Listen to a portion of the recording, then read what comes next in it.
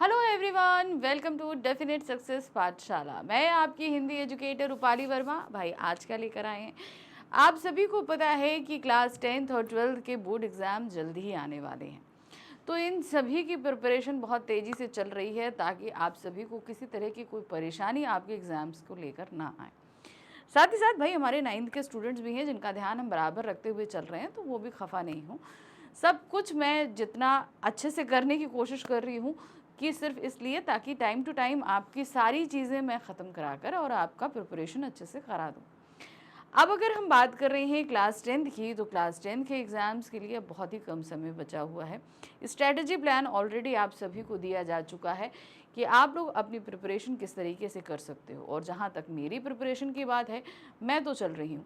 यानी कि class 10th course ए के जितने भी एग्ज़ाम ओरिएंटेड क्वेश्चंस थे, एक्सप्लेनेशन थे, सब कुछ करा चुकी हूँ। कोर्स बी का भी लगभग हम जो है वो ख़त्म करने पर आ चुके हैं। आज हम अपनी स्पर्श बुक का 12वां अध्याय लेकर आए हैं। इसके बाद हमारे पास सिर्फ 2 अध्याय बचेंगे इस स्पर्श बुक के। तो मतलब एक तरीके से अगर हम देखें तो हम जो है आगे बढ़ चुके हैं, और हमारी कोशिश ये है कि हम फट सारी चीज़ें ख़त्म करें।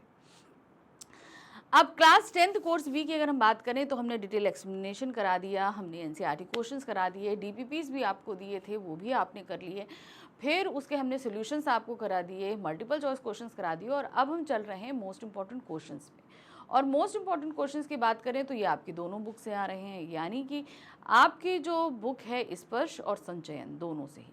और स्पर्श बुक में भी देखिए हमने जो मोस्ट इंपॉर्टेंट क्वेश्चन शुरू कराए वो करते करते आज हम 12वां अध्याय इसका लेकर आए हैं। तो इस बुक में टोटल आपके पास 14 चैप्टर है, यानी कि 14 चैप्टर हैं।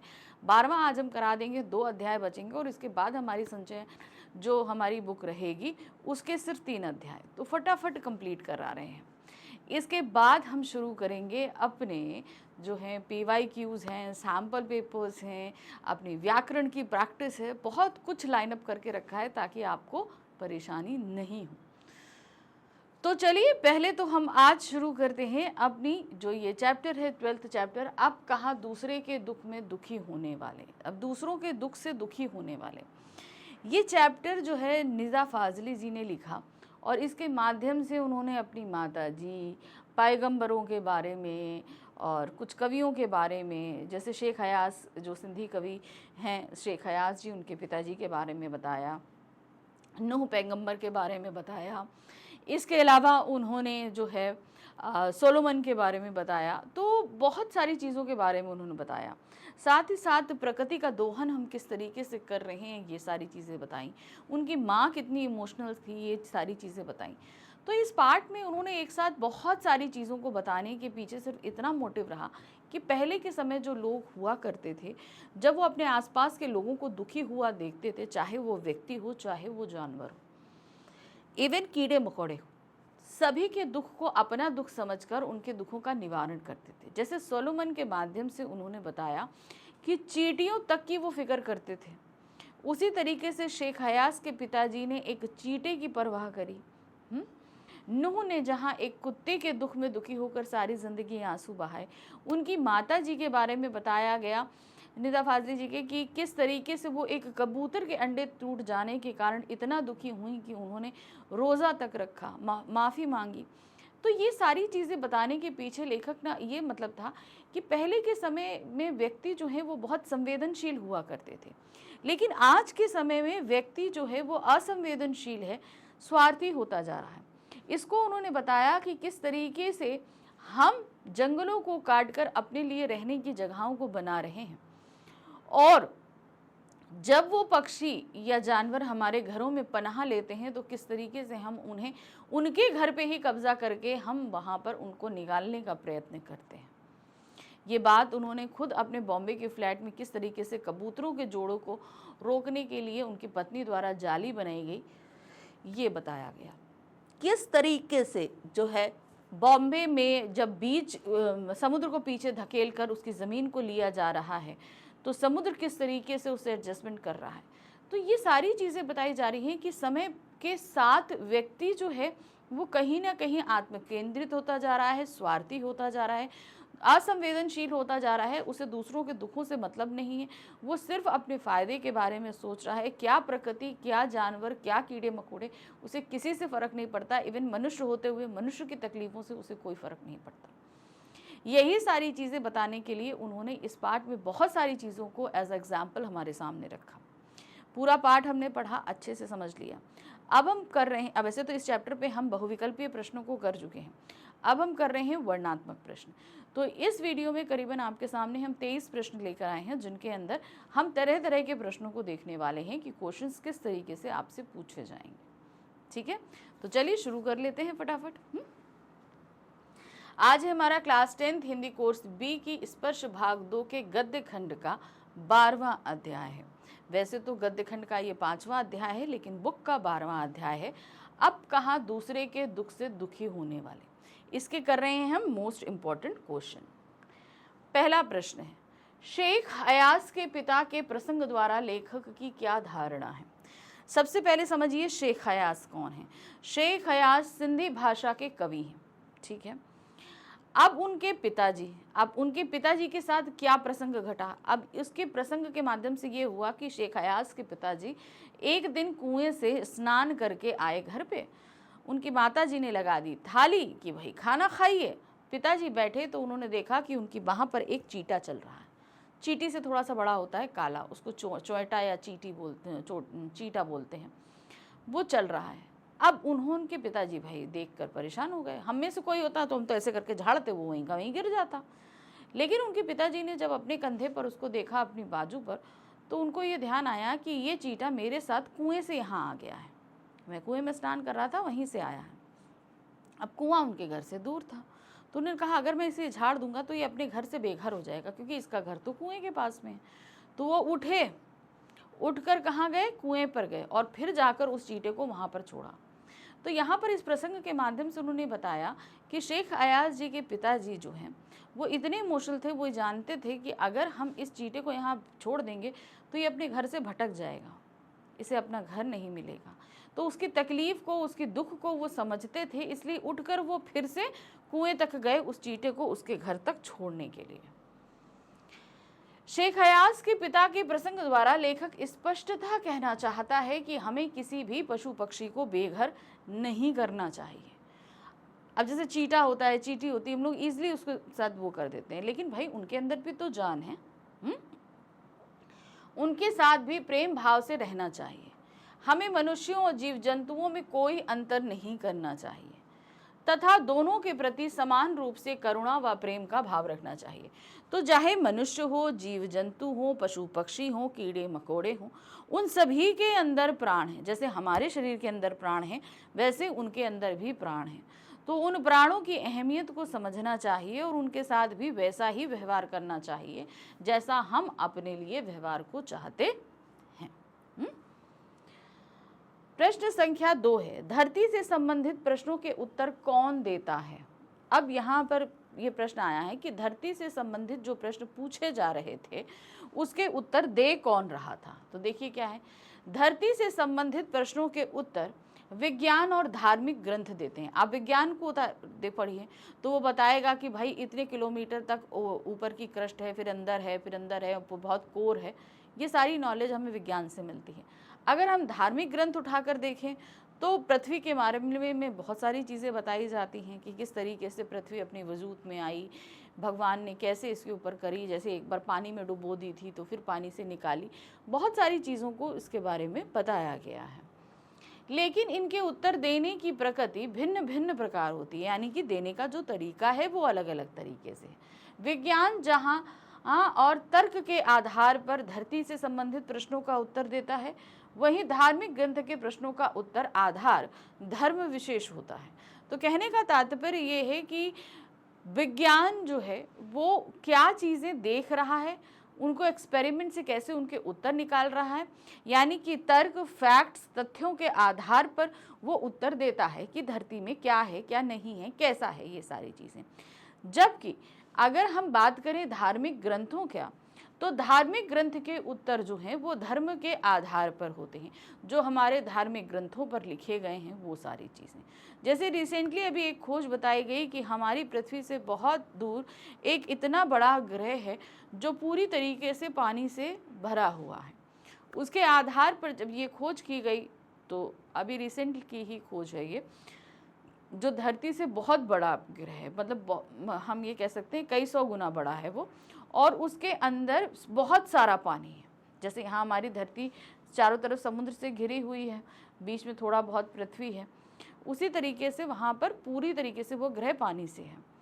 अब जब ये खोजा गया तो हम लोग इसको धार्मिक ग्रंथों से रिलेट किया गया। धार्मिक ग्रंथ में एक बार ऐसा था कि धरती जब में बहुत ज़्यादा पाप बढ़ गया तो ईश्वर ने उसे पानी के अंदर डुबो दिया। फिर भगवान विष्णु ने वराह का रूप धारण करके उसे निकाला। अब ये इसको उस चीज़ से रिलेट किया गया कि भाई ये जब पहले ये बात कही गई थी तो किसी को ये नहीं पता था कि ऐसा कोई ग्रह है भी। फिर जब इसे ये ग्रह की खोज हुई तो इसे उससे कनेक्ट किया गया, भाई इतना सारा पानी कहाँ आया, इतना सारा पानी उस ग्रह में था। तो जो हमारे धार्मिक ग्रंथों में लिखा हुआ है वो इस तरीके से था। तो कहने का तात्पर्य ये है कि ग्रंथों में लिखी बहुत सारी चीज़ें हो सकता है शायद हमारे सामने प्रेजेंट ना हो। विज्ञान जो है जो भी उत्तर देता है, जो हमारे सामने फैक्ट्स मौजूद हैं उनके आधार पर देता है। और विज्ञान जो धर्म होता है, जो धार्मिक ग्रंथों में लिखा होता है, बहुत सारी ऐसी चीज़ें हैं जिन्हें हमें मालूम नहीं है मगर वो घटित हुई हैं, तो उनके आधार पर धर्म में धरती के बारे में उत्तर दिया जाता है। प्रश्न संख्या 3 है, समुद्र कैसे सिमटते जा रहे हैं। अब ये एक प्रश्न है। देखिए, जैसे जैसे पॉपुलेशन बढ़ रही है, लोगों को रहने के लिए जगह चाहिए।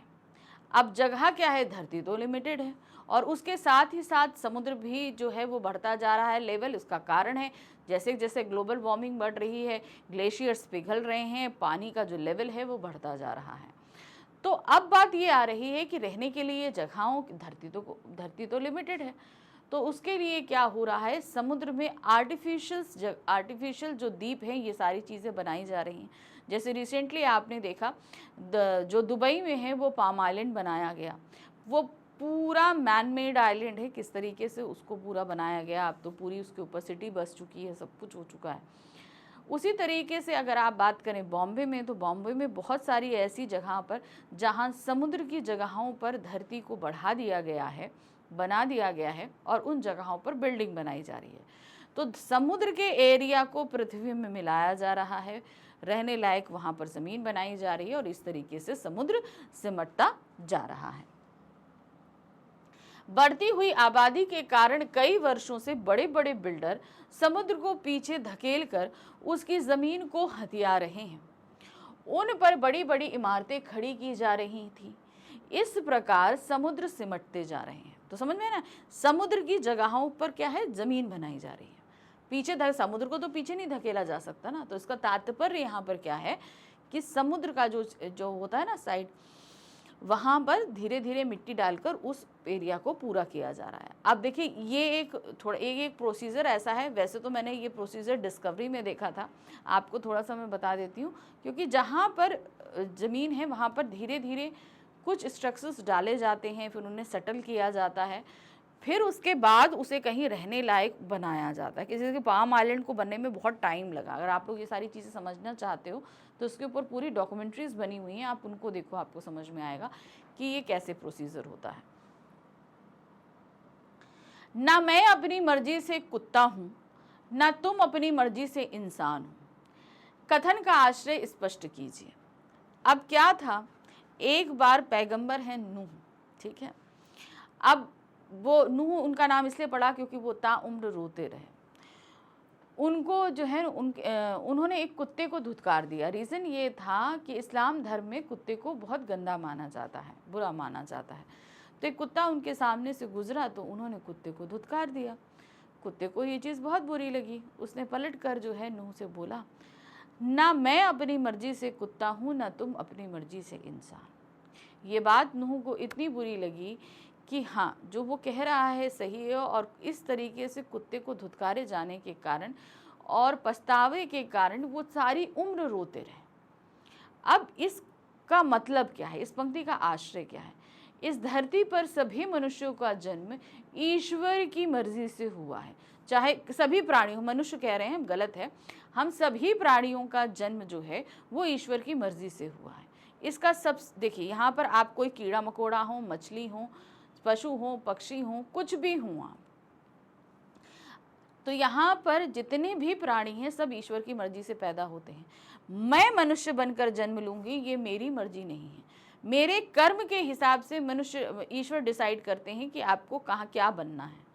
तो यहाँ पर उस कुत्ते द्वारा कहने का तात्पर्य ये था कि तुम इंसान हो, मैं कुत्ता हूँ, इसमें ना तुम्हारी कोई मर्जी है ना मेरी कोई मर्जी है। हम दोनों को इस शरीर में पहुँचाने वाले ईश्वर हैं।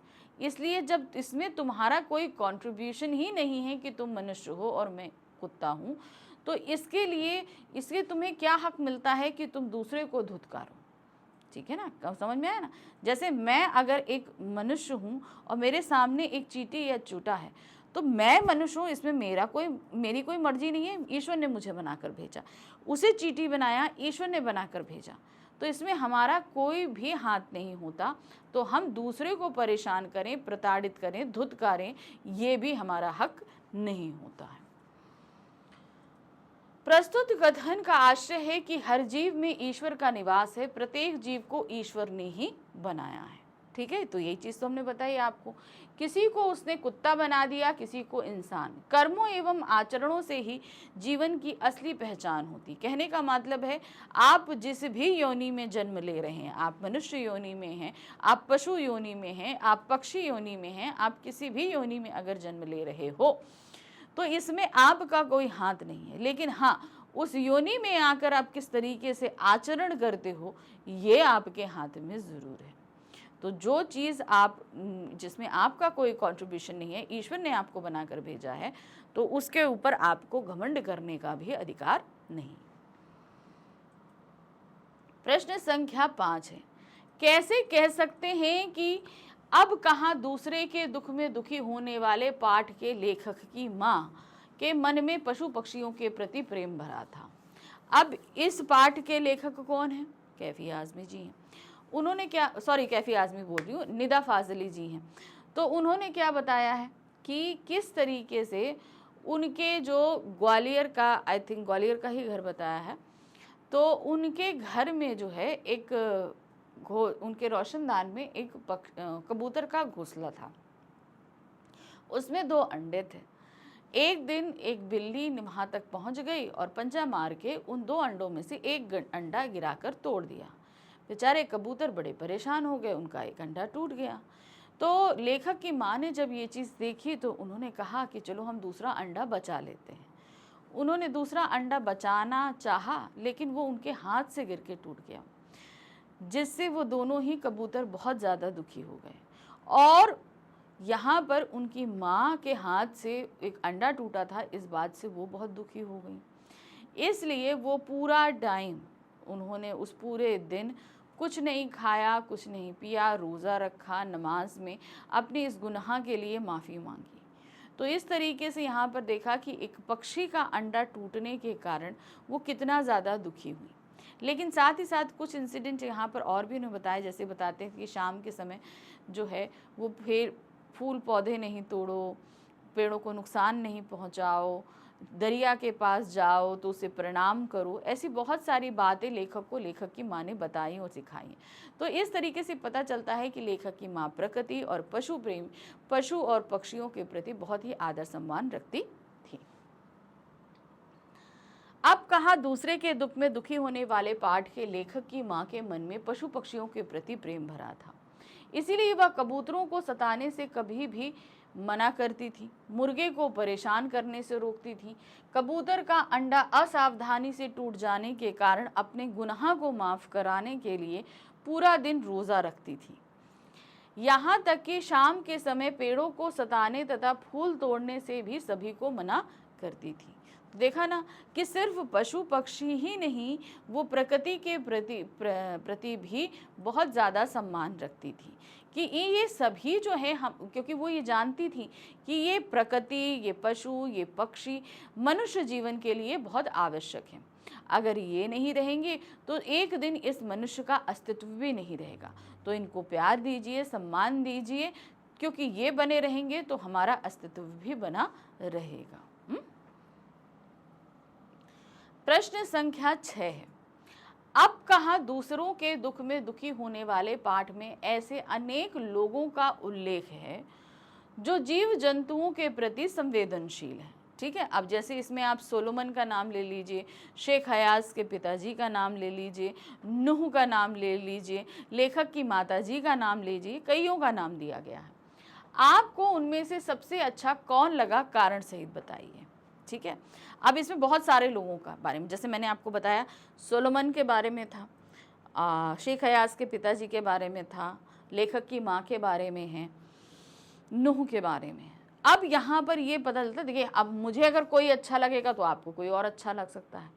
अब आपको वहाँ पर लिखना है, आपको क्यों कौन अच्छा लगता है उनसे जुड़ा जो वाक्य है वो लिखना है, और आपके अच्छे लगने का कारण लिखना है, ये सारी चीज़ें। ठीक है, तो कैसे लिखेंगे चलिए देखते हैं। अब कहाँ दूसरों के दुख में दुखी होने वाले पाठ में अनेक लोगों का उल्लेख है, बहुत सारे लोगों का उल्लेख है जो जीव जंतुओं के प्रति संवेदनशील हैं। उनमें से मुझे सबसे अच्छा लगने वाला संवेदनशील सुलेमान है, जिसे जो है कुरान में सुलेमान और बाइबल में सोलोमन के नाम से जाना जाता है।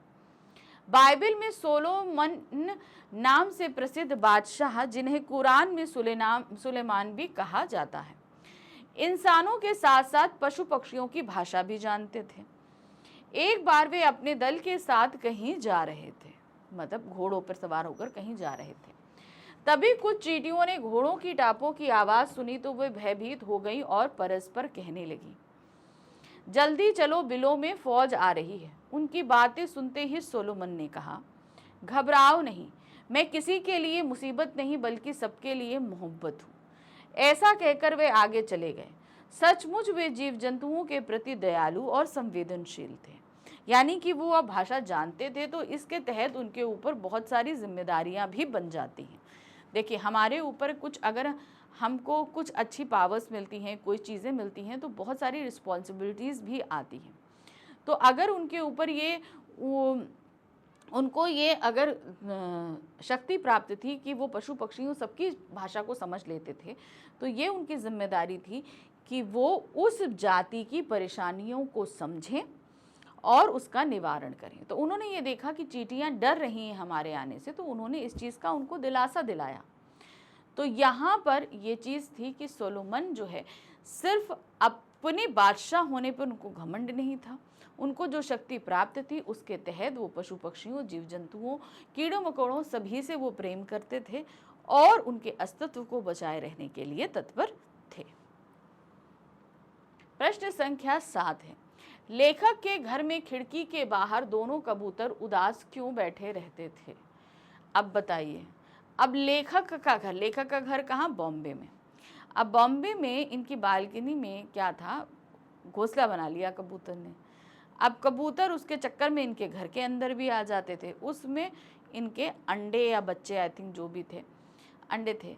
तो अब बच्चे थे तो उनको खाना ना खिलाने के लिए अक्सर आना जाना करते थे, जिससे जो है घर में गंदगी भी होती थी और कहीं ना कहीं लेखक की किताबें भी ख़राब होती थीं। उनके जो लेखक किताबों के जो लेखक हुआ करते थे वो परेशान होते थे। तो जब उनकी पत्नी ने ऐसा देखा तो उन्होंने उनके आने जाने रास्ते को बंद कर दिया, जिससे वो अब कबूतर अपने घोंसले तक नहीं पहुंच पा रहे और वो बेचारे दोनों उदास बाहर बैठे रहते थे।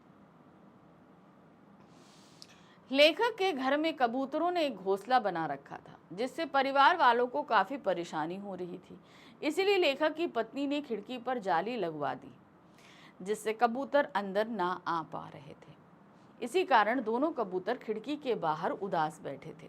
तो समझ में गया आगे ना कि जो आने, जैसे हम लोग के यहाँ भी देखिए पशु पक्षी घोंसले बना लेते हैं ना, अब वो जब घोंसला बनाते हैं तो आते जाते हैं, उनका पंख है, और सब बहुत सारी गंदगी होती है। तो हम लोग अक्सर कोशिश करते हैं कि हम लोग के घरों में कबूतर या किसी भी तरह का पक्षी घोंसला नहीं बनाना पाए, क्योंकि घोंसला बनाएगा तो ये गंदगी होनी ही होनी है।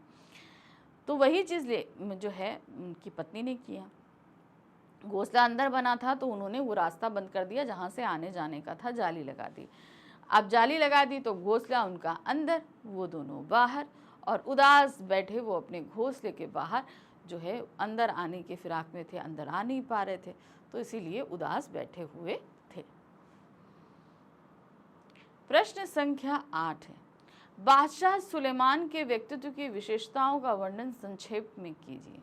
ये एक ऐसे बादशाह थे जो सभी पशु पक्षियों, सभी कीड़े मकोड़ों, सभी की भाषा को जानते थे।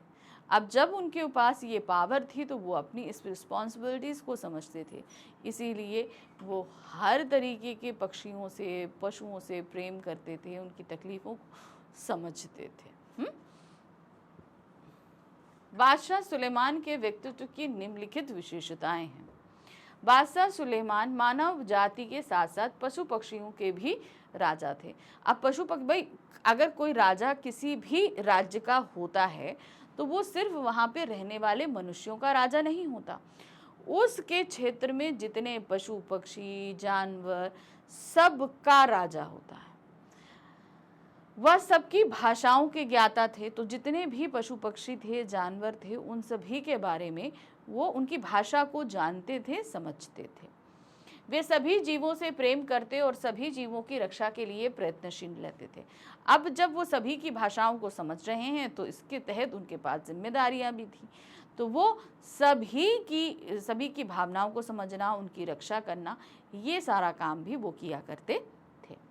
वह मानवीय गुणों में अत्यधिक विश्वास करते थे, यानी कि हम अगर मानव हैं, सभी प्राणियों में सर्वोच्च स्थान अगर हमें प्राप्त है तो हमारे अंदर जो हमको ये उच्च होने का जो दर्जा प्राप्त है उसके तहत हमारे पास बहुत कर्तव्य हैं।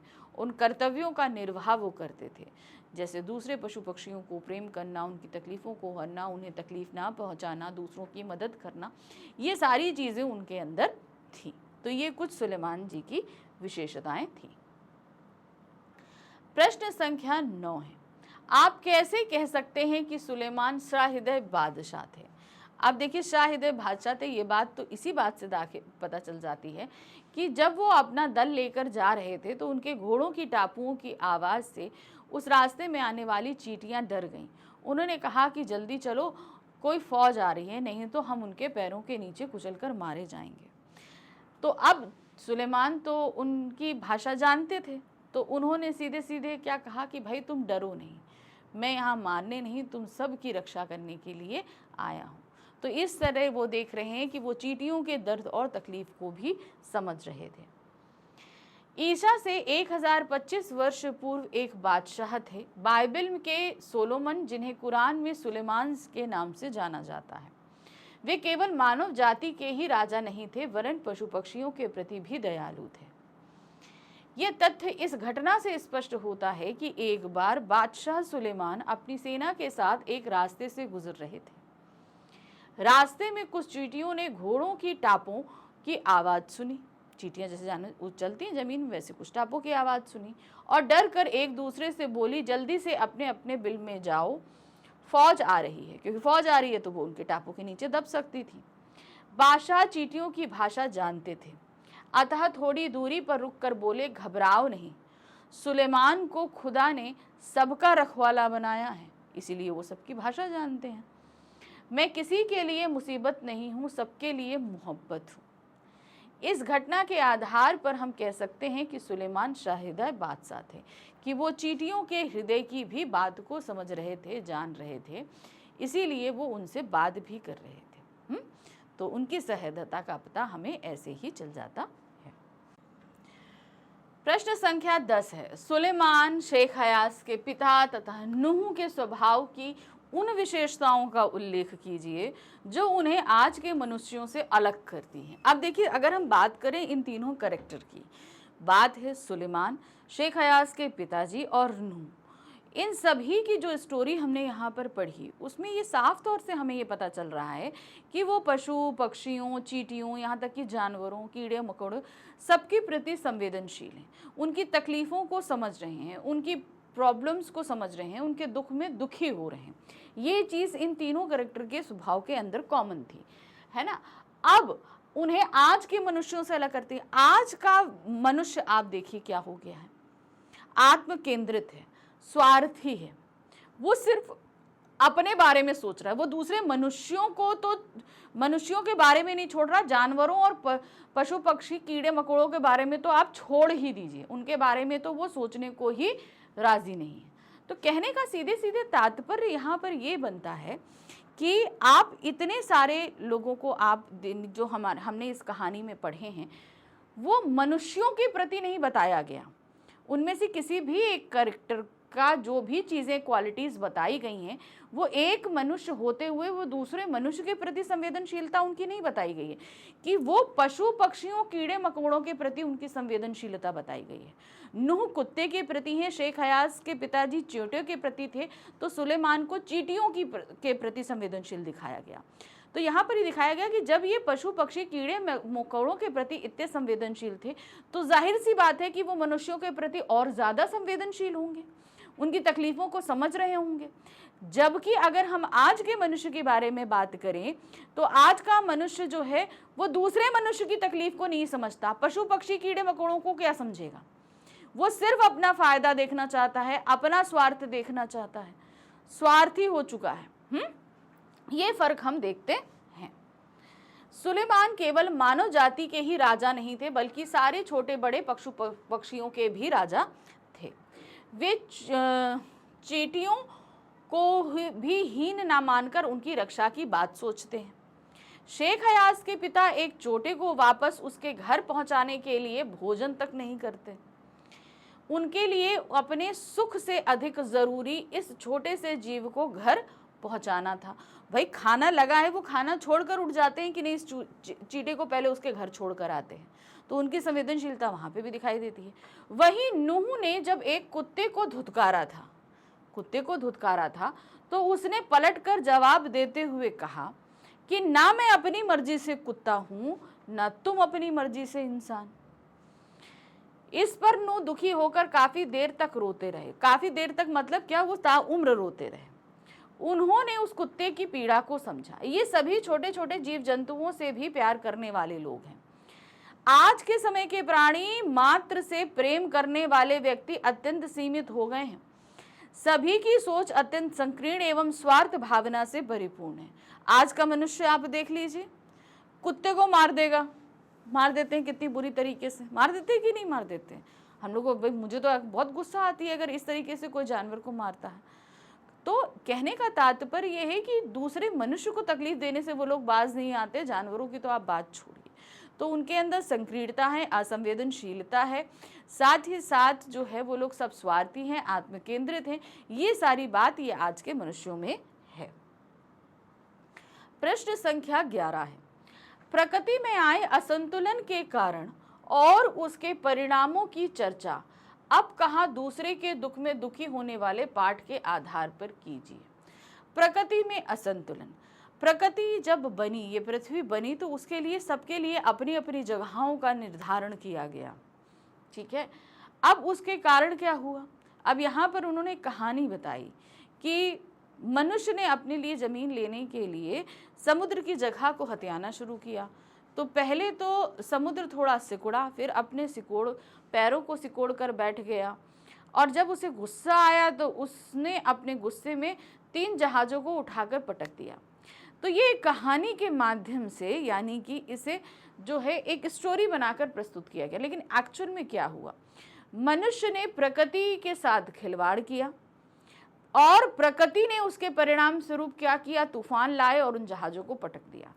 एक तो ये चीज़ बताई गई। दूसरा क्या बताया गया कि किस तरीके से लेखक जब ग्वालियर से बॉम्बे आते हैं तो उस रास्ते में पहले जंगल हुआ करते थे। अब वहाँ पर लोगों ने रहने के लिए जगहें बना ली, इमारतें बन गई, तो वहाँ के जंगल हट गए। अब जब जंगल हट गए तो क्या हुआ, पशु पक्षी कुछ तो और अंदर गहरे जंगलों में चले गए, नहीं तो कुछ लोगों ने वहीं लोगों के घरों के बीच में रहना शुरू कर दिया। तो परिणाम तो बहुत ही भयंकर हो रहे हैं। आज के समय में आप देखिए ना, कितना वेदर जो है अगर हम आज कहानी के हिसाब से नहीं, आज के हिसाब से हम देखें तो आप देख लें ग्लोबल वार्मिंग के चलते ही कैसे जो है डिस्टर्बेंस हो रहे हैं वेदर्स के चक्र में। जब ठंड होनी चाहिए ठंड नहीं, गर्मी होनी चाहिए गर्मी नहीं, बारिश नहीं होनी चाहिए तब इतनी एक्सट्रीम बारिश होती कि मत पूछिए। तो एक तरीके से सारी चीज़ें हम जो खिलवाड़ कर रहे हैं उसका नतीजा खुद हम ही को भुगतना है, ये हम अच्छी तरीके से जानते हैं। अब कहा दूसरे के दुख में दुखी होने वाले पाठ के अनुसार मानव ही प्रकृति में आए असंतुलन के लिए पूरी तरह जिम्मेदार है। ये बात तो 100% श्योर है, हम सभी जानते हैं कि प्रकृति में जो असंतुलन हो रहा है इसका सबसे बड़ा कारण हम सब है। ईश्वर ने धरती के साथ साथ अनगिनत ऐसी वस्तुएं बनाई हैं जो मानव हित में है, यानी कि हमारे फायदे के लिए है। लेकिन स्वयं को बुद्धिमान समझने वाला मानव इन सब से लाभ उठाकर स्वार्थी हो गया। अब जैसे प्रकृति में पेड़ बनाएं, पेड़ क्यों बनाएं? क्योंकि हमको बहुत फायदा, हमें खाने के लिए देने वाले थे, रहने के लिए देने वाले थे, हमें गर्म करने के लिए रहने वाले थे, हमें सांस के लिए ऑक्सीजन देने वाले थे। तो पेड़ हमारे लिए बेसिक नीड्स हैं। लेकिन हमने क्या किया, अपनी ज़रूरत के लिए उन पेड़ों को काटना शुरू कर दिया। अब ये सोचिए कि हमारे जीवन रहने की सबसे मेन ज़रूरत है ऑक्सीजन, जो हमें मिल रही है उन पेड़ों से। ये बात हम अच्छी तरह जानते हैं, उसके बावजूद हम पेड़ों को काट रहे हैं। अब सोचिए ऑक्सीजन नहीं रहेगी तो क्या हम जिंदा रहेंगे? है कि नहीं? तो वही चीज़ बताएगी कि हम उनका लाभ उठाते उठाते स्वार्थी हो गए। हम ये सोच रहे हैं आज हम पेड़ काट लेते हैं, हम तो ऑक्सीजन को मिल जाएगी, आगे आने वाली पीढ़ी का क्या होगा नहीं पता। स्वार्थ के वशीभूत होकर उसने नई नई खोज करनी शुरू कर दी। नई नई खोजों की लालसा में उसने प्रकृति का अत्यधिक दोहन करना शुरू कर दिया। ठीक है, प्रकृति को नुकसान पहुंचाना शुरू कर दिया। दोहन इतना अधिक कि सहनशील प्रकृति भी व्याकुल हो उठी। यानी कि इस प्रकृति को, धरती को सहनशील बताया जाता है। हमने ऐसा दोहन किया कि ये प्रकृति भी अब पूरी तरीके से विद्रोही हो गई। उसने भी क्या किया, समय समय पर उसने अपनी व्याकुलता छोटी छोटी प्राकृतिक आपदाओं जैसे तूफानों का आना, असमय वर्षा का होना, बाढ़ आना, अत्यधिक गर्मी व सर्दी का होना आदि माध्यमों से प्रकट भी की है। अब देखिए, बताते हैं ना, अभी आप देखिए रिसेंटली बारिश गई, कितना भयंकर जो है सब जगह बारिश हुई, बाढ़ आए, लैंडस्लाइड्स हो रही थी, बादल फट रहे थे, कितने लोग गए, कितने लोग मरे। तो मतलब वेदर बदल रहा है और वो भी भयानक रूप से बदल रहा है। परंतु लालच के वशीभूत मानव प्रकृति की इन चेतावनियों को अनदेखा करता रहा।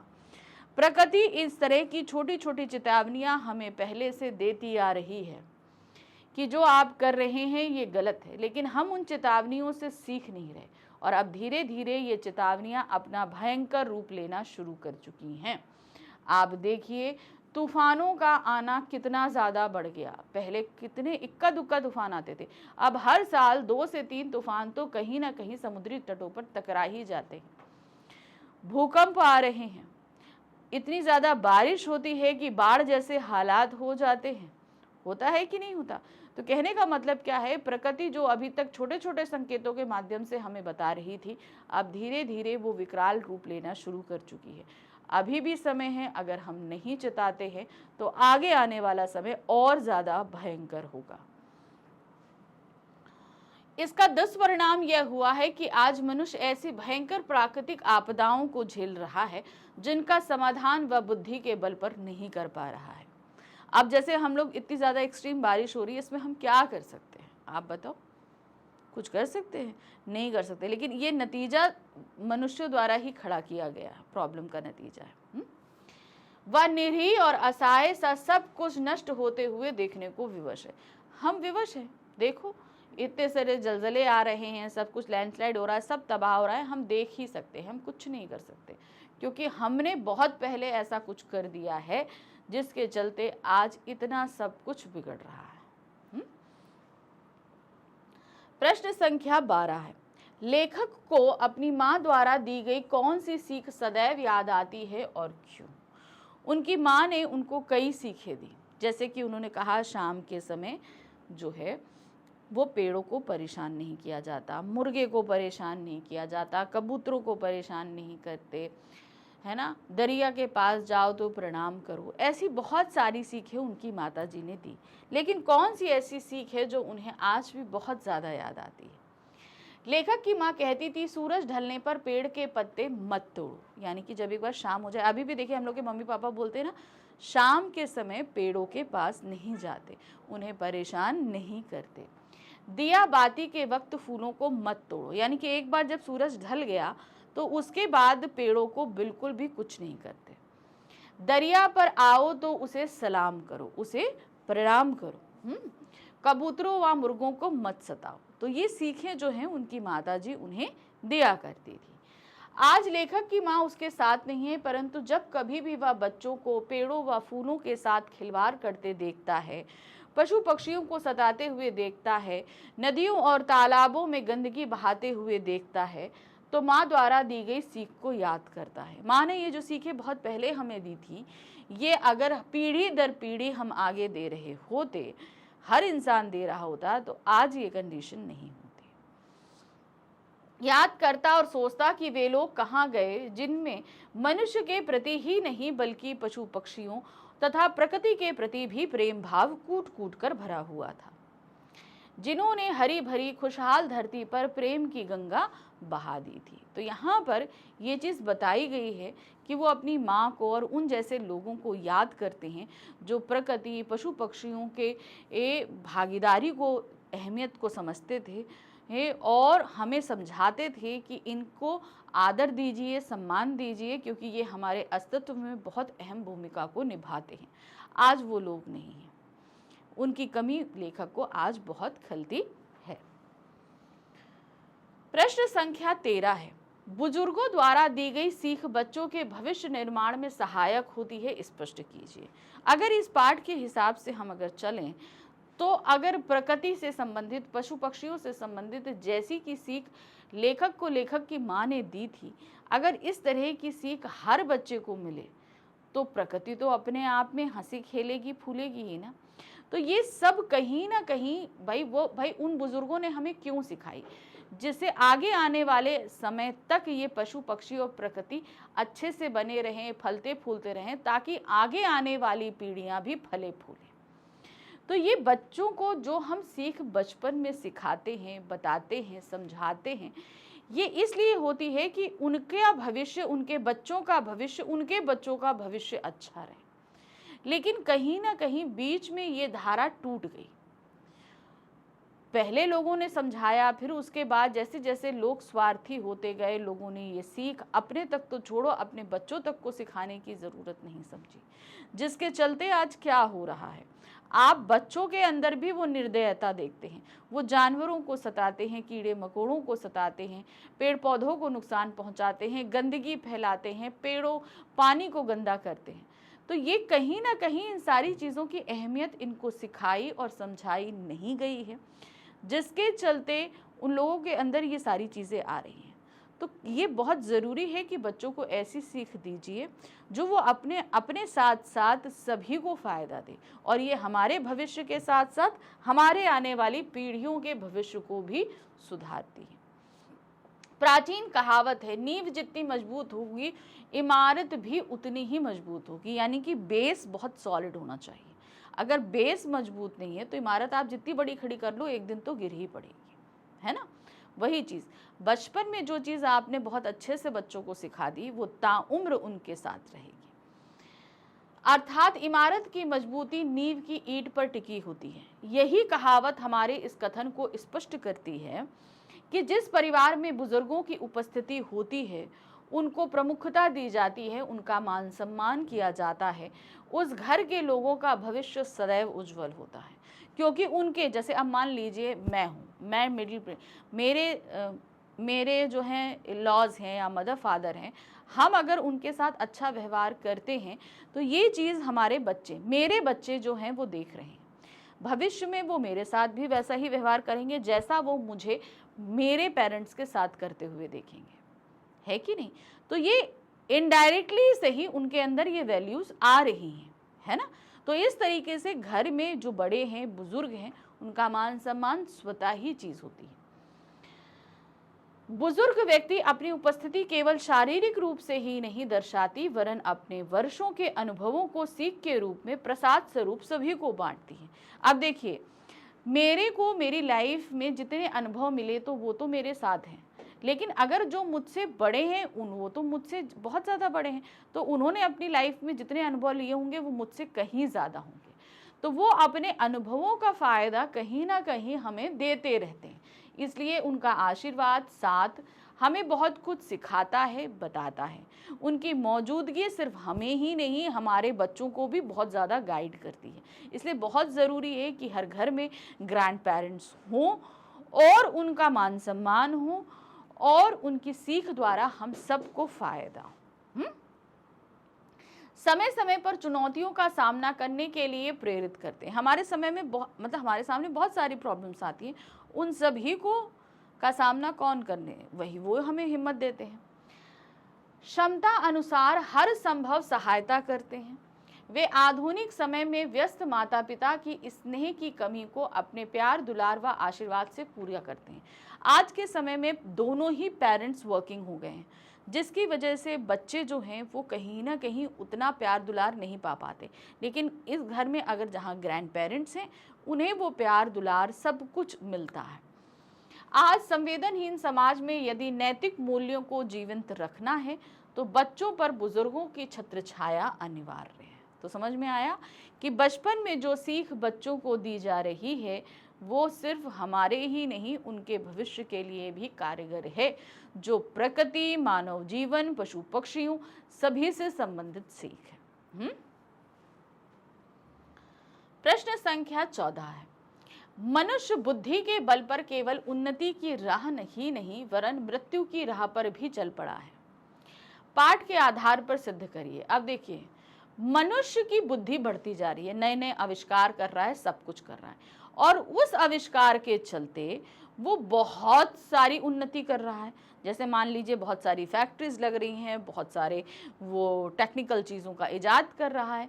जब इन सुविधाओं की इजाद हो रही है तो उसके साथ क्या हो रहा है, प्रकृति का विनाश हो रहा है, पॉल्यूशन बढ़ रहा है। तो ये कहीं ना कहीं हम अपने भविष्य का विनाश तय कर रहे हैं, क्योंकि देखिए हम जितना प्रकृति को नुकसान पहुंचाएंगे आने वाला खतरा हमारे लिए उतना मुश्किल होगा। क्योंकि हमारा अस्तित्व पे हमारी बात, हमारे वजूद पर हमारी बात आएगी। फिर उसके बाद उन्होंने दूसरी बात हमने क्या कहा कि हम जितनी उन्नति तो हम बहुत करते जा रहे हैं, बहुत प्रगति करते जा रहे हैं, लेकिन इसके साथ साथ हम पोल्यूशन भी बहुत बढ़ा रहे हैं।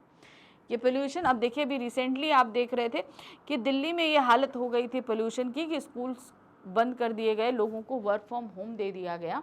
रीज़न क्या था, इतना पोल्यूशन था कि बाहर की हवा में सांस लेना भी बहुत ही ज़्यादा जानलेवा था। इसके चलते अब बताइए इतनी जानलेवा प्रकृति हमने कंडीशन लाई क्यों?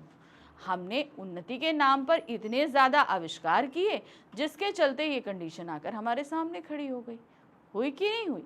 तो वही चीज़ बताया कि केवल उन्नति की राह नहीं वरन मृत्यु की राह पर भी चल पड़ा है, कि हम उन्नति के नाम पर वो काम कर रहे हैं जो आगे जाकर हमें मृत्यु के सामने लाकर खड़ा कर देगा। यह सत्य है कि मनुष्य ने बुद्धि के बल पर आशा के अनुसार उन्नति की है। ऐसे ऐसे रहस्यों पर से पर्दा उठाया है जो चौंकाने वाला है। बात सही है, जो हम नहीं जानते थे उस पर उठाया है। परंतु यह भी असत्य नहीं है कि उन्नति की सीढ़ी चढ़ते चढ़ते वह यह भूल गया है कि अति हर चीज की बुरी होती है। अगर हम बहुत ज्यादा करते हैं तो वो बुरा होगा ही होगा। नई नई खोजों की लालसा में उसने प्रकृति में अत्यधिक हस्तक्षेप करना शुरू कर दिया है। हमें ये चाहिए, वो चाहिए, प्रकृति को नुकसान पहुंचाना शुरू कर दिया, जिसके कारण गर्मी में ज़्यादा गर्मी, बेवक्त की बरसातें, जलजले, सैलाब, तूफान आदि आने लगे हैं। बात सही है, प्रकृति के साथ छेड़छाड़ करोगे तो प्रकृति भी भाई बहुत गुस्से में रौद्र रूप में आएगी और वो बदला लेगी ही लेगी।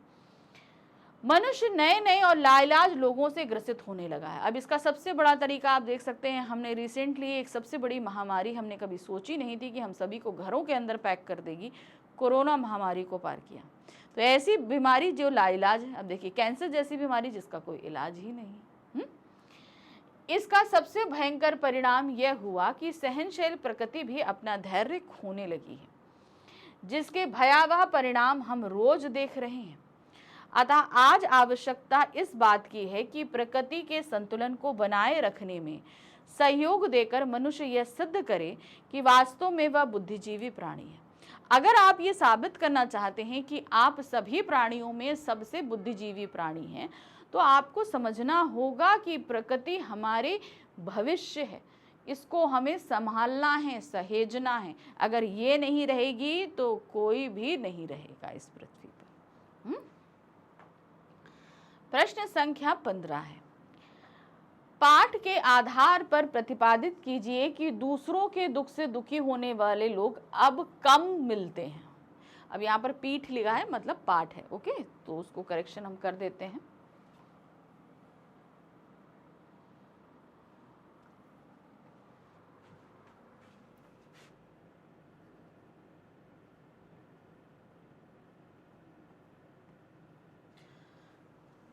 पहले के समय में क्या होता था, मनुष्य जो होते थे, जो लोग होते थे, वो प्रकृति की, पशु पक्षियों की अहमियत को समझते थे। इसीलिए उनको कोई तकलीफ हो रही है, कोई दुख है, तो वो चीज़ समझते थे कि भाई शाम हो गई, पेड़ों को परेशान नहीं करो, फूल मत तोड़ो, पत्ते नहीं तोड़ो, पेड़ों को परेशान नहीं करो। तो ये सीख दी जाती थी, हम लोग के पेरेंट्स हम लोग को बताते थे, ठीक है। फिर वो ये भी जानते थे कि भाई ये पशु पक्षी भी हमारे अस्तित्व के लिए बहुत ज़रूरी हैं, क्योंकि ये प्रकृति का एक चक्र का एक हिस्सा है।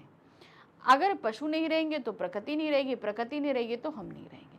ये सब एक दूसरे से बंधे हैं, ये हमेशा ध्यान रखिए। एक समय था कि मनुष्य इस पृथ्वी पर नहीं था, लेकिन जानवर थे, प्रकृति थी। मनुष्य तो बाद में आया ना, ये हम सभी जानते हैं साइंटिफिक तौर पे। तो मनुष्य रहे ना रहे है, लेकिन मनुष्य के लिए प्रकृति और पशुओं का रहना जरूरी है। ये एक अहम, ये पॉइंट को आप समझिएगा, बहुत जरूरी है। तो यहाँ पर ये समझाने का प्रयत्न किया जा रहा है कि पहले लोग इस चीज़ की अहमियत को जानते थे, कम पढ़े लिखे होते थे, लेकिन इस अहमियत से बहुत अच्छी तरह वाकिफ थे, और ये अपनी आने वाली पीढ़ियों को इस बारे में बताते थे। लेकिन समय के साथ क्या हुआ, आदमी जो है वो स्वार्थी होता जा रहा है। वो सिर्फ अपनी प्रगति, अपना फायदा, अपना नफा, यही सारी चीजें वो समझ रहा है। वो ये नहीं देख रहा कि आने वाला भविष्य क्या होगा। अगर आज हम ये काम करेंगे तो मेरा भविष्य क्या होगा। तो वही चीज उन्होंने बताया कि व्यक्ति आज इतना स्वार्थी हो गया है कि अब उसे दूसरों के दुखों से, दूसरों की तकलीफों से कोई फर्क नहीं पड़ता है। ईश्वर ने यह धरती सभी के लिए बनाई, इस पर सभी का समान अधिकार है। हम सभी जानते हैं धरती खाली मनुष्य के लिए तो बनी नहीं थी। तो पशु पक्षी, मानव, नदी, पर्वत, समुद्र, सभी की बराबर की हिस्सेदारी, यानी कि जिसको जो जो चीजें दी गई हैं उस धरती पर सभी की बराबर हिस्सेदारी है। परंतु मनुष्य ने बुद्धि के बल पर बड़ी बड़ी दीवारें खड़ी कर ली। वो ये सोच रहा है कि भाई मैं ये काम कर सकता हूँ, उसने जेब बड़ी बड़ी इमारतें खड़ी करी हुई हैं कि नहीं करी हैं, वो चीजें। परिवार के समान दिखाई देने वाले संसार को टुकड़ों में बांट दिया। अलग अलग कंट्री, कॉन्टिनेंट्स हैं, कंट्री हैं, स्टेट्स हैं, ये सारी चीज़ों में हम लोगों ने बांट दिया, बंटवारा कर दिया। जब और विश्व को टुकड़ों में बांटकर वह स्वयं को विजयी समझ रहा है। क्या कर रहा है वो, उसने विश्व को क्या किस में बांट दिया है, टुकड़ों में बांट दिया है, और सोच रहा है कि भाई मैं बहुत बुद्धिमान हूँ, जबकि यही उसकी सबसे बड़ी हार है। क्योंकि जुड़े होने पर सभी एक दूसरे की परवाह करते हैं। जब हम एक दूसरे से कनेक्ट रहते हैं ना, अब जैसे परिवार में हम जुड़े रहते हैं तो हम एक दूसरे की फिक्र करते हैं कि नहीं करते, लेकिन हम पड़ोसियों को नहीं करते। क्यों? क्योंकि हम उनसे कटे हुए हैं। अगर हम बंधे होंगे तो हम सबकी फिक्र करेंगे। परंतु अलग होने पर सभी अपने अपने लिए सोचते हैं। यह सोच सबसे अधिक दुखदायी होती है। तो कहने का तात्पर्य यहाँ पर है कि अब दूसरों के दुख में लोग इसलिए कम हो गए हैं दुखी होने वाले, क्योंकि कहीं ना कहीं अब हम बट गए हैं, और बटने का सबसे बड़ा कारण है हमारा स्वार्थी होना। हम अपने फायदे के लिए सोच रहे हैं। हम अगर आज कोई काम करेंगे तो इससे मुझे क्या फायदा होगा, मेरे बच्चों का क्या फायदा होगा, मेरे परिवार का क्या फायदा होगा, मैं सिर्फ ये सोच रही हूँ। लेकिन इससे दूसरे को क्या नुकसान होगा, मैं इस बारे में नहीं सोच रही। अगर मेरे किसी काम से किसी दूसरे को नुकसान हो रहा है तो मुझे कोई फर्क नहीं पड़ता, मैं वो काम करूंगी, मुझे फायदा हो रहा है, मुझे इससे मतलब है।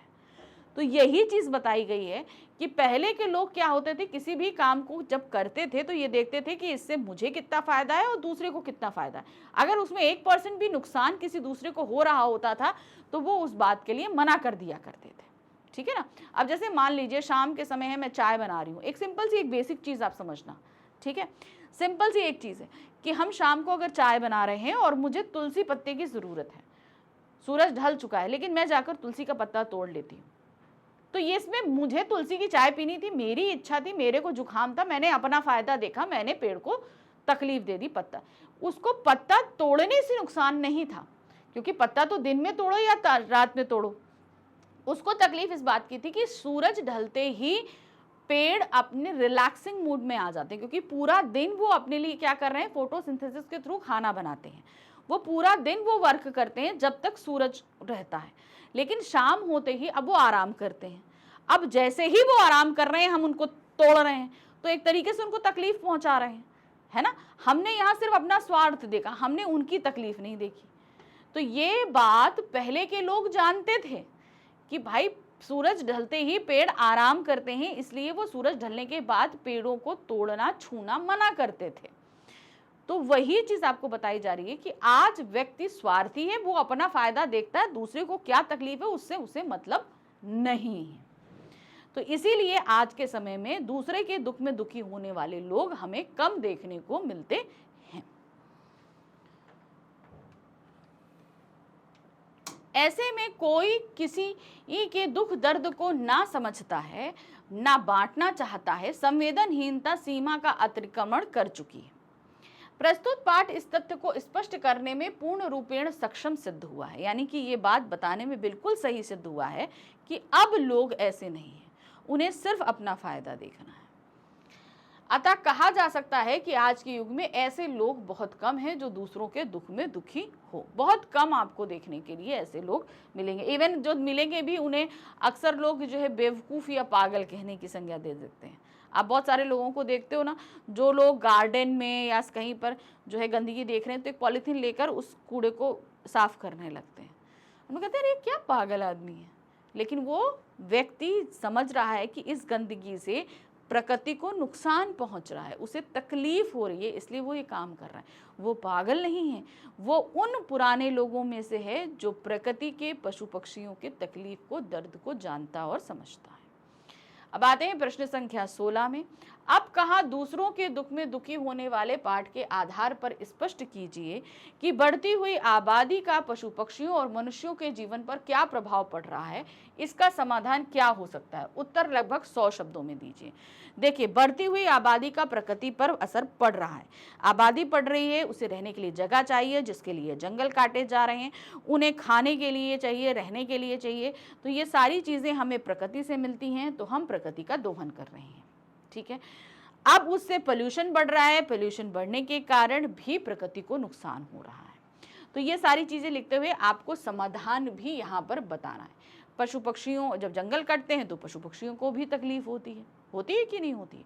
तो इस तरीके से बढ़ती हुई आबादी सिर्फ प्रकृति ही नहीं, पशु पक्षियों को भी नुकसान पहुंचा रही है। बढ़ती हुई आबादी का पशु पक्षियों और मनुष्यों के जीवन पर अत्यधिक प्रभाव पड़ रहा है। पहले जमीन के बड़े भाग में जंगल थे, अब आप बहुत पहले जाओ तो क्या होता था, ज्यादा जंगल थे और रहने की जगहें इक्का दुक्का कुछ ही जगहों पर थी। पेड़ पौधे पशु पक्षियों से धरती भरी पड़ी थी, चारों ओर हरियाली तथा परिंदों की चहचहाट थी। जनसंख्या के बढ़ने पर लोगों के लिए स्थान विस्तारित करने हेतु जंगलों को काटा गया।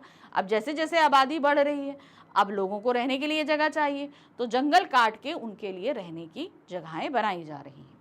इससे पेड़ पौधों तथा पशु पक्षियों का पलायन हो रहा है। अब जंगल कट रहे हैं, तो जंगल कटने से क्या हो रहा है, पशु पक्षी जहाँ रह रहे थे हमने काट दिया। मान लीजिए इस जगह पर अगर पेड़ थे, मैंने काट दिया, तो पशु पक्षी क्या जाएंगे और अंदर जंगल में चले जाएंगे। अब आपने अभी बहुत जगह पर ऐसे वीडियोस देखे होंगे कि शेर जो है वो जंगल से निकल के अब लोगों के घरों में आने लगे हैं, जो है वो सियार वगैरह आने लगे हैं। इसका रीज़न क्या है, क्योंकि उनकी रहने की जगहें हमने अपने हेड में ले ली। वो हमारी जगह पर नहीं आ रहे हैं, हम उनकी जगह पर आए, वो तो अपनी ही जगह पर हैं, है ना। वो शहरों में नहीं आ रहे हैं, हमने उनका जंगल काट के उसे शहर बनाया है। इससे पेड़ पौधों और पशु पक्षियों का पलायन हुआ है, प्रकृति का संतुलन बिगड़ने लगा है, इससे पर्यावरण को प्रभावित किया है। जाहिर सी बात है भाई, जब पेड़ पौधे कटेंगे तो पर्यावरण तो प्रभावित होगा, क्योंकि हमारा पर्यावरण इन पेड़ों पर ज्यादा डिपेंड है। प्रकृति में आए संतुलन का परिणाम विनाश लीला के रूप में सामने आया है। अब प्रकृति भी अपने रौद्र रूप में आने लगी है ना, तो वो विनाश लीला करती है। प्रकृति की सहन शक्ति की एक सीमा है। फैलते प्रदूषण ने प्रकृति को सताना शुरू किया है। तब प्रकृति के असंतुलन ने कई विसंगतियों को जन्म दिया। अब उसमें विसंगतियां क्या हुई, देखिए क्या हो, अनावृष्टि यानी कम बारिश हो रही है, अतिवृष्टि बहुत ही ज्यादा बारिश हो रही है, बाढ़ आ रहे हैं, तूफान हो रहा है, सुनामी आ रही है, जैसी प्राकृतिक आपदाओं को इस असंतुलन ने ही आमंत्रित किया है। ये जो प्राकृतिक असंतुलन हो रहा है, तो आप ये देख रहे हो ना, इतने जो प्राकृतिक आपदाएं आ रही है ना, ये इसी असंतुलन का ही परिणाम है। इस प्रकार कह सकते हैं कि बढ़ती हुई आबादी ने प्राकृतिक असंतुलन को बढ़ावा दिया है। इसका समाधान यह हो सकता है कि हमें बढ़ती हुई आबादी पर रोक लगानी चाहिए। सबसे पहले जनसंख्या नियंत्रण पर काम करना चाहिए। साथ ही प्राकृतिक संतुलन बनाए रखने के लिए हमें वृक्षों को काटने से रोकना चाहिए। सबसे बड़ा काम यही है कि आप वृक्षों को काटने से रोकिए और जो हानि हो चुकी है उसकी भरपाई के लिए जितने हो सके उतने पेड़ लगाइए। समय समय पर नए वृक्ष लगाने चाहिए। प्रकृति के साथ खिलवाड़ नहीं करना चाहिए। आसपास के वातावरण को साफ व स्वच्छ बनाए रखना चाहिए। तो प्रकृति अच्छी रहे, पोल्यूशन कम करिए, पेड़ों को मत काटिए, ज़्यादा से ज़्यादा पेड़ों को लगाइए, प्रकृति के करीब रहनी चाहिए, नेचुरली चीज़ों को ज़्यादा इस्तेमाल करिए, जो प्रकृति हमें प्रदत्त कर रही है, खुशी खुशी उनका इस्तेमाल करिए। प्रकृति को नुकसान पहुंचाकर आप चीज़ों को कुछ भी हासिल नहीं कर पाएंगे, ये चीज़ हमेशा ध्यान रखें। प्रश्न संख्या 17 है, अब कहा दूसरे के दुख में दुखी होने वाले पाठ के आधार पर बताइए कि लेखक की मां के अनुसार पेड़ों के पत्ते कब नहीं तोड़ने चाहिए और क्यों। सूरज ढलने के बाद पेड़ों के पत्ते नहीं तोड़ने चाहिए। इसका रीजन ये होता है कि पेड़ अब आराम करते हैं, क्योंकि पूरा दिन यानी कि सुबह सूर्य की पहली किरण के साथ पेड़ों का काम शुरू हो जाता है और जब तक सूर्य की रोशनी रहती है तब तक वो कार्य करते हैं, उसके बाद वो आराम करते हैं। इसलिए कभी भी सूर्य ढलने के बाद हमें पेड़ों को बिल्कुल भी टच भी नहीं करना चाहिए। जैसे आप मान लीजिए आप पूरा दिन स्कूल में काम पढ़ते हो, फिर कोचिंग जाते हो, फिर आपकी स्पोर्ट्स क्लासेस होती है, तो एक दिन आप पूरा दिन काम करके देखो बिना रुके बिना थके, ठीक है। स्कूल से आओ, खाना खाओ, फिर उसके बाद आप क्या कहते हैं कोचिंग जाओ, कोचिंग से आओ, फिर आपकी जो स्पोर्ट्स बैडमिंटन या क्रिकेट क्लासेस हो वो करते करते आपको सुबह से लेकर शाम तक हो जाए। अब जब आप रेस्ट कर रहे हो उस दौरान आपकी कोई टांग खींचे, आपको कोई चूटी काटे, आपके कोई बाल खींचे, तो आपको कैसा लगेगा? आपको गुस्सा आएगा ना कि आएगा नहीं, कि पूरा दिन मैं थक गया हूँ और अब मुझे अभी भी आराम नहीं करने दिया जा रहा है। तो ऐसा ही कुछ पेड़ों के साथ में होता है। देखिए क्या, अब कहा दूसरे के दुख में दुखी होने वाले पाठ के अनुसार लेखक को माँ सूर्यास्त के बाद आंगन के पेड़ों के पत्ते तोड़ने के लिए मना करती थी कि अब पेड़ों के पत्ते नहीं तोड़ो, अब शाम हो चुकी है। वह कहती थी कि इस समय पत्ते तोड़ने से पेड़ रोते हैं और दिया बत्ती के समय फूल तोड़ने से फूल बददुआएं देती हैं। तो इसका देखिए मैंने आपको रीज़न बता दिया, साइंटिफिक रीज़न भी बता दिया और आपको आपकी लाइफ से कनेक्ट करके उदाहरण दे दिया कि अगर हम पूरा दिन वर्किंग कर रहे हैं तो हमें रेस्ट चाहिए होता है, तो वो टाइम अब उनके रेस्ट का होता है, उन्हें परेशान नहीं करना चाहिए। प्रश्न संख्या 18 है, अब कहा दूसरे के दुख में दुखी होने वाले पाठ के आधार पर बताइए कि लेखक की माँ कैसी महिला थी और अपने गुनाह की माफ़ी के लिए उसने क्या किया। लेखक की माँ एक बहुत ही दयालु, विनम्र, संवेदनशील महिला थी। उनके हाथों से एक कबूतर का अंडा टूट जाता है जिसको लेकर वो बहुत ज़्यादा दुखी होती हैं और अपने इस गुनाह की माफ़ी के लिए वो पूरा दिन रोज़ा रखती हैं, कुछ भी खाती पीती नहीं हैं और ईश्वर अल्लाह से दुआ मांगती हैं कि उन्हें इस गुनाह की माफ़ी दी जाए। तो उनसे ये पता चलता है कि वो कितनी ही संवेदनशील महिला थी कि वो एक पक्षी के दुख को समझ रही थी कि उनके हाथ से एक अंडा टूटा है, तो एक कबूतर माँ या पिता को कैसा लग रहा होगा कि उनका बच्चा अब नहीं रहा। तो वो उस तकलीफ़ को समझ रही थी, इसीलिए और उनके द्वारा ये गुनाह हुआ था तो उसकी माफ़ी के लिए उन्होंने रोज़ा रख कर दुआ मांगी थी। अब कहा दूसरे के दुख में दुखी होने वाले पाठ के अनुसार लेखक की माँ एक दयालु महिला थी। लेखक के मकान के रोशनदान में कबूतर के एक जोड़े ने घोंसला बना लिया था। उस घोंसले में 2 अंडे थे। एक बार बिल्ली ने उचक्कर एक अंडा तोड़ दिया। लेखक की माँ ने स्टूल पर चढ़कर दूसरे अंडे को बचाने की कोशिश की, लेकिन इस कोशिश में दूसरा अंडा उनके हाथ से गिरकर टूट गया। इस गुनाह को खुदा से माफ कराने के लिए उन्होंने पूरा दिन रोजा रखा। यानी उनको ये था कि हाँ, मेरे हाथों बहुत बड़ा गुनाह हो गया है, जिसके लिए उन्होंने रोजा रखा और वो ईश्वर से अपनी गुनाह की माफी मांगती रही। अब आते हैं प्रश्न संख्या 19। ग्वालियर से मुंबई की दूरी ने संसार को काफी कुछ बदल दिया है। कथन में लेखक किस बदलाव की ओर संकेत कर रहे हैं? एक प्रश्न ये है।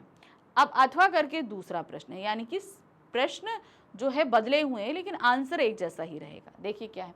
लेखक ने ग्वालियर से मुंबई तक प्रकृति और मनुष्य के संबंधों में किन बदलावों को महसूस किया? अब कहाँ दूसरे के दुख में दुखी होने वाले पाठ के आधार पर स्पष्ट कीजिए। लेखक का एक घर ग्वालियर में है और दूसरा घर उनका मुंबई में है। ग्वालियर से मुंबई आते वक्त पहले वो देखते थे कि जंगल ही जंगल हुआ करते थे, लेकिन अब बहुत ज्यादा रिहायशी जगहें हो गई हैं। जंगल अब ना के बराबर बचे हैं। तो वो बढ़ती हुई आबादी के कारण किस तरीके से जंगल काटे गए, इस साक्षात प्रमाण वो ग्वालियर से मुंबई के रास्ते में देखते हैं। ग्वालियर से बंबई यानी कि मुंबई तक शहरों में अत्यधिक बदलाव आए हैं। जहां पहले दूर दूर तक जंगल थे, पेड़ पशु पक्षी का वास था, वहां बस्तियां बसने लगी हैं, क्योंकि अब जैसे जनसंख्या बढ़ी वैसे क्या हुआ, लोगों ने रहने के लिए अपनी जगह बनानी शुरू कर दी, तो जंगल काटे और बस्तियां बना ली। इन बस्तियों में प्राणियों से उनके घर छीन लिए।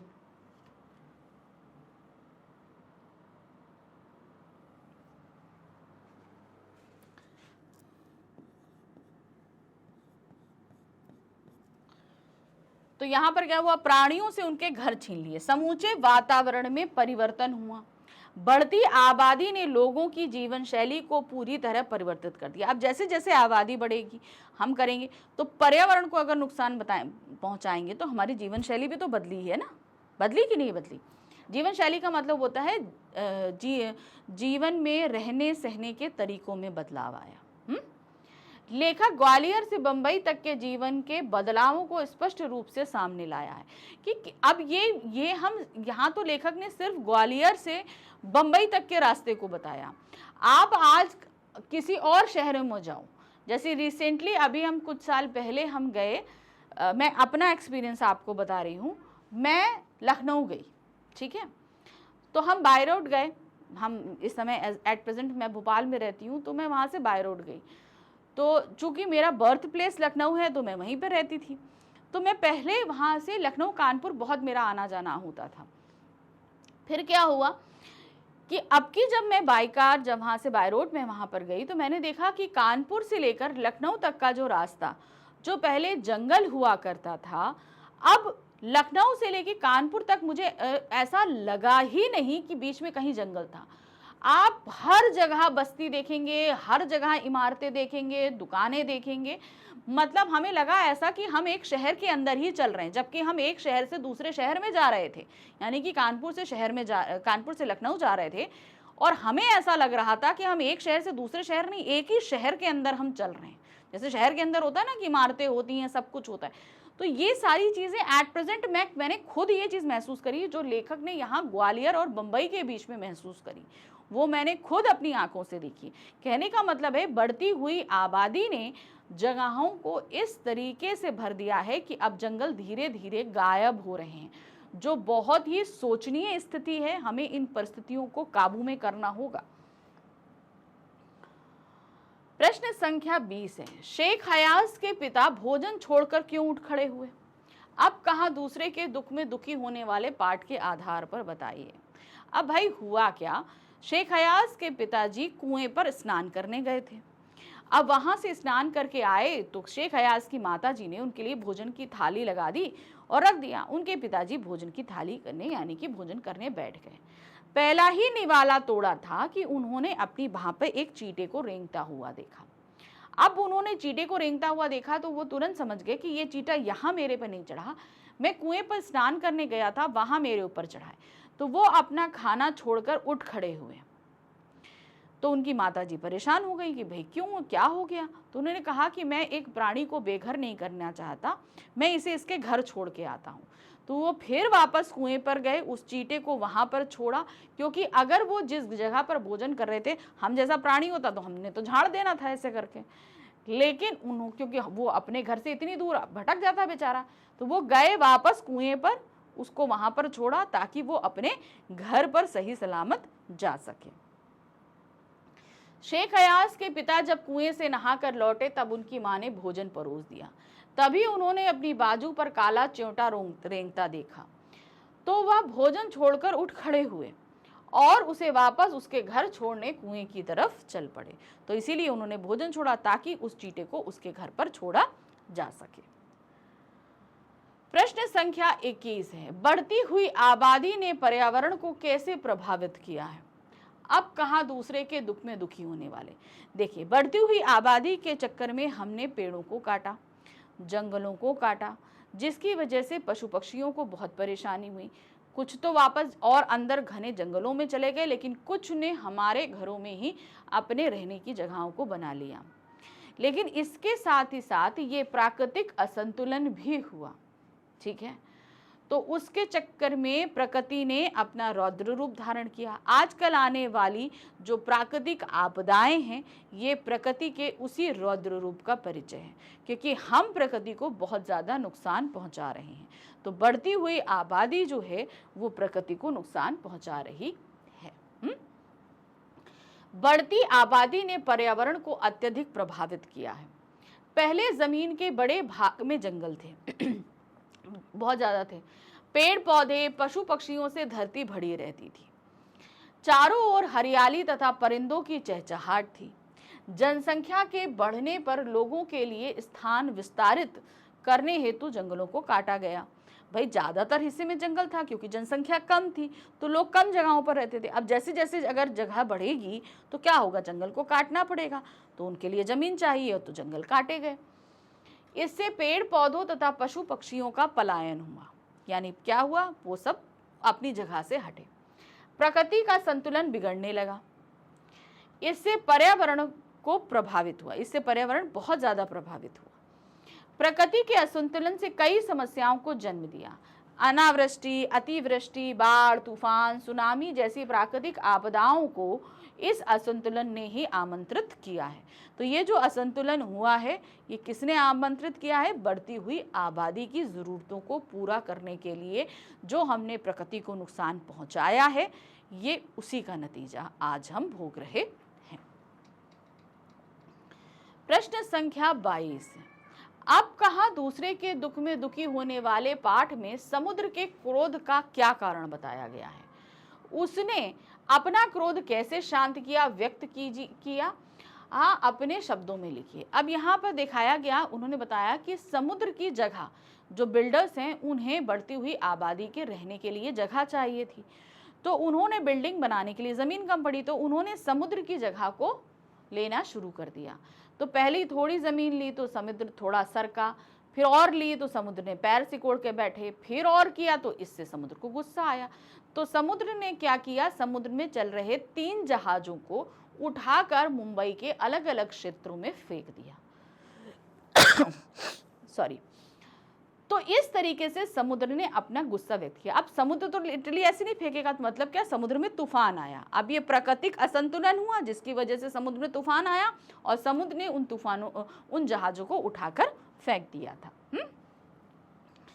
अब कहा दूसरे के दुख में दुखी होने वाले पाठ के अनुसार समुद्र के क्रोध का मुख्य कारण था उसकी सहन शक्ति का जवाब देना। यानी कि पहले तो उसकी जमीन ली गई तो वो तो पहले बर्दाश्त करता रहा, लेकिन कितनी देर बर्दाश्त करेगा, फिर उसकी बर्दाश्त की सीमा हट गई।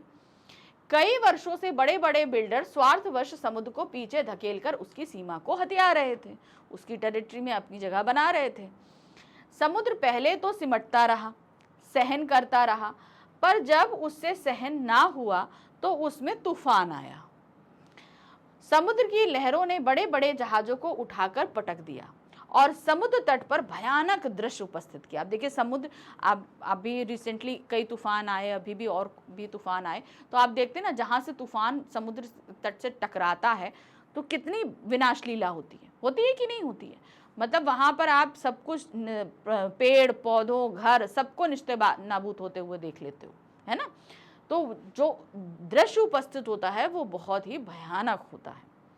लोग सागर की विकरालता और प्रचंडता देखकर भयभीत हुए। तो मतलब जो जितना सहनशील होता है उसकी सहनशीलता की हमें इतनी परीक्षा नहीं लेनी चाहिए, क्योंकि जब उसका सहनशीलता का धैर्य टूटता है तो वो जिस रौद्र रूप में आता है उसे देख पाना, बर्दाश्त कर पाना बहुत मुश्किल होता है। तो ये सिर्फ प्रकृति के साथ ही नहीं, मनुष्य के नेचर बिहेव के साथ, हमारे सामने ऐसे बहुत सारे लोग होते हैं जो बहुत सहनशील होते हैं, उनके साथ कुछ करते रहो तो बर्दाश्त करते रहेंगे, लेकिन फिर एकदम से फिर उनका गुस्सा फूटता है। आप बहुत सारे लोगों को, एक तो होते हैं जो थोड़े थोड़ी देर में गुस्सा हो जाएंगे, वो सही है, लेकिन जो बहुत कम गुस्सा होते हैं, बहुत ज़्यादा बर्दाश्त करते हैं, तो जब उनको गुस्सा आता है तो वो बहुत भयंकर गुस्सा होता है। यही चीज़ प्रकृति के साथ होती है, क्योंकि प्रकृति तो सहनशील है ना। प्रश्न संख्या 23 है, जो जितना बड़ा होता है उसे उतना ही कम गुस्सा आता है। देखिए जो बात मैं अभी आपको बता रही थी, जो जितना बड़ा होता है उसे कम गुस्सा आता है, यानी कि वो उतना सहनशील होता है। अब कहा दूसरे के दुख में दुखी होने वाले पाठ के आधार पर सोधारण स्पष्ट कीजिए। अब समुद्र इतना बड़ा है तो उसको पहले छेड़ो, उसकी जगह ली तो वो रुका, फिर सहन किया, लेकिन उसके सहनशीलता की जब बर्दाश्त टूटी तो जब उसने अपना विकराल रूप लिया तो क्या भयंकर तूफान आया, फिर उसने जो तांडव मचाया। तो यानी कि जो जितना बड़ा है उसे उतनी देर में गुस्सा आएगा, लेकिन जब आएगा तो बहुत भयंकर आएगा।